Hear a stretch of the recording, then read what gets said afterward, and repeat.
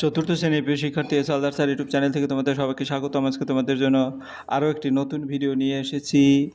রায় ও Martin প্রশ্ন বিচিত্রার 4 নম্বর model প্রশ্ন, প্রথম পর্যায়ক্রমিক মূল্যায়ন 2026, সেট নম্বর 4। 20 মার্কের একটি স্কুলের প্রশ্ন। আমি বিশ্লেষণ সহ সম্পূর্ণ সমাধান দেখাবো তোমাদের এই ভিডিওতে। যদি তোমরা যারা এখনও আমার চ্যানেলটিকে সাবস্ক্রাইব করনি তারা এখন এই চ্যানেলটিকে সাবস্ক্রাইব করে বেল আইকনটি প্রেস করে দাও। তো তোমরা দেখতে পাচ্ছ এখানে যে প্রশ্নটি, মহারানী কাশীশ্বরী বালিকা প্রাথমিক বিদ্যালয় এবং শ্রীরামকৃষ্ণ শিক্ষালয় হাওড়া প্রাথমিক বিদ্যালয়, অর্থাৎ দুটি স্কুলে এই প্রশ্নটি এসেছে। তো প্রথমেই যে প্রশ্নগুলি আমি যদি ওয়ার্ড ফ্রন্টে একটু তোমাদের দেখিয়ে দিই, এক পৃষ্ঠার মাধ্যমে টোটাল প্রশ্ন। তো প্রথমে দেখো শব্দার্থ লেখো। চক্ষু, বর্গমাইল, পাল্লা, বনভোজন, পাঞ্জা এবং কুইনবুস্য। এর প্রথমে যেটা উত্তর সেটা চক্ষু। চক্ষু হচ্ছে চোখ। তো বর্গমাইল এক ধরনের ক্ষেত্রফলের একক। তারপর গ নম্বর পাল্লা। পাল্লা হচ্ছে তোমার তুলাদণ্ডের দুই পাশের পাত্র। তারপর বনভোজন হচ্ছে বনে বা বাইরে গিয়ে একসঙ্গে খাওয়া। পাঞ্জা হচ্ছে হাতের তালু বা কবজি দিয়ে ধরা বা লড়াই করা। তারপর কুইনবুস্যু কুহেলিকা, কুয়াশা বা অস্পষ্টতা। হ্যাঁ, এরপরের প্রশ্ন 2 নম্বরের প্রশ্ন কি বলেছে? প্রতিটি শব্দের 4টি করে সমার্থক শব্দ লেখো। এখানে সূর্য, পাহাড়, পৃথিবী, নদী। আমরা যদি প্রথমেই দেখি সূর্য, পাহাড়, পৃথিবী, নদীর মধ্যে সূর্য, আর রবি, আদিত্য, দিবাকর, ভাস্কর। তারপর পাহাড়, পর্বত, গিরি, শৈল, নখ। তারপরে গিয়ে পৃথিবী, ধরিত্র, ভূমি, বসুন্ধরা, পৃথিবী। নদী, সরিতা, তটিনী, নদ, ধারা। 3 নম্বরের প্রশ্নে যাব বিপরীত শব্দ। বিপরীত শব্দ কি বলেছে? জোয়ার এবং তাপ। তাহলে জোয়ারের বিপরীত শব্দ ভাটা এবং তাপের বিপরীত শব্দ শীত। এরপর আমরা 4 নম্বরের প্রশ্ন দেখব, বাক্য রচনা করো। সহিষ্ণুতা এবং অচল। তাই সহিষ্ণুতা দিয়ে বাক্য রচনা যদি বলি, মানুষের সহিষ্ণুতা থাকা খুবই প্রয়োজন। আচল, মা তার আঁচলে আমাকে ঢেকে দিলেন। তারপর এলোমেলো 5 নম্বর, বর্ণগুলো সাজিয়ে অর্থপূর্ণ শব্দ বানাও। এর প্রথমটা হচ্ছে হজবরল, এটা গল্প বইয়ের নাম। আর একটা হচ্ছে পাকুয়া। আমরা যদি দেখি, প্রথমটা হজবরল এবং পরেরটা হচ্ছে পাকুয়া। এরপরের প্রশ্ন হচ্ছে বর্ণ বিশ্লেষণ করো। রঙিন এবং লাজুক।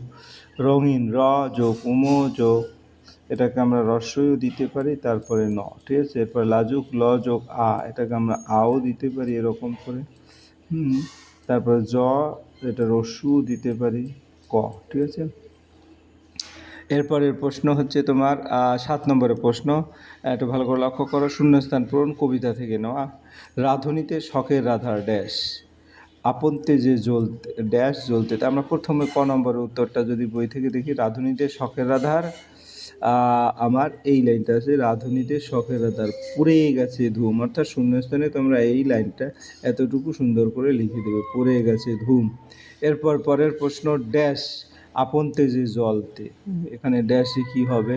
তা আমরা যদি দেখি, আপন তেজে জ্বলতে, এই লাইনটা তো অলরেডি আছে। সূর্য আমায় মন্ত্রণা দেয়, অর্থাৎ এখানে হবে সূর্য আমায় মন্ত্রণা দেয় আপন তেজে জ্বলতে। এরপরের প্রশ্ন হচ্ছে, চেয়ে নেব একটি শুধু বর ড্যাশ মাল গাড়ি। এই যে চেয়ে নেব একটি শুধু বর, বলবো আমায় করোনা মাল গাড়ি। বলবো আমায় করোনা মাল গাড়ি। তাহলে আমরা আবার দেখি, অমনি করে বেড়াই করে মালগাড়ি। চেয়ে নেব একটি শুধু বরের পরে মালগাড়ি রাগ পর্যন্ত। তারপর বলবো আমি করোনা, অর্থাৎ এই শূন্যস্থানে এতটুকু বসবে। এরপরে ড্যাশ অমনি করে বেড়াই নিয়ে ফেরি। অমনি করে বেড়াই নিয়ে ফেরি ড্যাশ, তারপরে অমনি করে বেড়াই নিয়ে ফেরি। তাহলে এখানে তোমার হলো অমনি করে বেড়াই নিয়ে ফেরি। ইচ্ছে করে স্লেট ফেলে দিয়ে, এইটুকু শূন্যস্থানে বসবে। ইচ্ছে করে স্লেট ফেলে দিয়ে অমনি করে বেড়াই নিয়ে ফেরি, ঠিক আছে। যাই হোক, তোমার 7 নম্বরের প্রশ্ন হয়ে গেল। এবার 8 নম্বর, নিচের ছকটি পূরণ করো। ব্যঞ্জন বর্ণ 2টি, স্বরবর্ণ 2টি, দন্তবর্ণ 2টি, মূর্ধবর্ণ 2টি, হ্রস্ববর্ণ 2টি, মহাপ্রাণ বর্ণ 2টি। প্রথম ব্যঞ্জন বর্ণ যদি আমরা উত্তর দেই, দুটি উত্তর হচ্ছে, একটা হচ্ছে ক আর খ। তারপর স্বরবর্ণ অ আ, তারপর দত্তবর্ণ ত থ দ, মূর্ধবর্ণ ট ড, উৎসবর্ণ তালব্য শ মূর্ধন্য ষ, মহাপ্রাণ বর্ণ খ আর ঘ। এরপর আমরা চলে যাব পরের প্রশ্ন। নিচের প্রশ্নগুলোর পূর্ণাঙ্গ উত্তর খাতায় লেখো। তাহলে আমরা এখানে 9 নম্বর, আধুনিক বাংলা মুদ্রণ শিল্পের পথিকৃৎ কে? এরকম করে প্রশ্ন যেগুলি আছে আমরা একটু দেখে নিই। অর্থাৎ এখানে প্রতিটা প্রশ্নে হাফ নম্বর। বাংলায় আধুনিক মুদ্রণ শিল্পের পথিকৃতিকে, নামটা শুধু বলতে হবে। তাই বাংলায় আধুনিক মুদ্রণ শিল্পের উপেন্দ্র কিশোর রায়চৌধুরী, অর্থাৎ তোমার এখান থেকে লিখবে উপেন্দ্র কিশোর রায়চৌধুরী। তত্ত্বসান শব্দটির অর্থ কী? মানে আদরের ছোট্ট মেয়ে, এটাই। কিন্তু দেখা গেছে আমি একটু তোমাদের ডিটেলস শুনাই। তত্ত্বচান মূলত জাপানি ভাষায় ছোট্ট মেয়েদের নামের শেষে আদর করে চান সম্বোধনের একটি রূপ। এটি মূল বইয়ের লেখিকা তেৎসুকো কুরোয়ানাগি এর ছোট্টবেলার ডাকনাম, যেখানে তত্ত্ব হলো তার নামের অংশ এবং চান দিয়ে ছোট্ট মেয়েকে স্নেহ বা ভালোবাসা বোঝানো হয়েছে। এরপরের প্রশ্ন গ নম্বর, সবার আমি ছাত্র কবিতায় কবি নদীর কাছ থেকে কি কি শিক্ষা পান? হ্যাঁ, সুনীলবাবু বসুর লেখা সবার আমি ছাত্র কবিতায় কবি নদীর কাছ থেকে সর্বদা আপন বেগে, অর্থাৎ জীবনের গতিময়তাকে বজায় রেখে সামনের দিকে এগিয়ে চলার শিক্ষা পেয়েছেন। নদী যেমন সমস্ত বাধা পেরিয়ে বয়ে চলে, কবিও তেমনি জীবনের সব প্রতিকূলতার মাঝে এগিয়ে যাওয়ার প্রেরণা পান। ছাগলছানা কার গর্তে ছিল? ছাগলছানা মূলত শিয়ালের গর্বে। তাই তুমি সুন্দর করে লিখতে গেলে উপেন্দ্র কিশোর রায়চৌধুরী টুনটুনির বই গ্রন্থের নরহরি দাস গল্পের ছাগলছানাটি একটি শিয়ালের গর্তে ঢুকেছিল। হ্যাঁ, মাহুতরা কোথায় হাতি বাঁধে? রাতে মাহুতরা তাঁবুর কাছে হাতিদের বেঁধে রাখে। ঠিক আছে। এরপর পরের প্রশ্ন চ নম্বর, বনভোজনের কবিতায় মিছিমিছি কী খাবার রাঁধা হয়েছিল? আমি একটু ডিটেলস যদি যাই, বনভোজন কবিতায় ছোট্ট মেয়েরা খেলছিল মিছিমিছি, অর্থাৎ সত্যি নয়, অভিনয় করে বনভোজনের আয়োজন করে। তারা আসলে সত্যিকারের খাবার রান্না করেনি, বরং কল্পনায় রান্না করেছে। কবিতায় বলা হয়েছে তারা কোরমা, পোলাও, পিঠে এইসব খাবার রান্না করেছে বলে অভিনয় করেছিল, কিন্তু বাস্তবে তারা রান্না করেছিল ধুলোবালি দিয়ে কোরমা, পোলাও, কাদা দিয়ে পিঠে। অর্থাৎ তারা খেলতে খেলতে মাটির জিনিস দিয়েই রান্নার ভান করেছিল এবং খুব আনন্দ করে সেই মিশেমিশি খাবার খেয়েছিল। এরপরের প্রশ্ন, ও তো কখনো এমন দৃশ্য দেখেনি এর আগে, বক্তাকে এবং কোন পাঠ্যাংশ থেকে নেওয়া হয়েছে? আসলে তথ্যচান ইয়াসুকি চানকি গাছে চড়ার দৃশ্য থেকে আবেগপ্রবণ হয়ে কথাটি বলেছেন স্বয়ং তত্ত্বচান। তো জাপানি লেখিকা তেৎসুকো কুরোয়ানাগি রচিত বিখ্যাত আত্মজীবনী গ্রন্থ তত্ত্বচান জানলার ধারে ছোট্ট মেয়ে থেকে নেওয়া হয়েছে।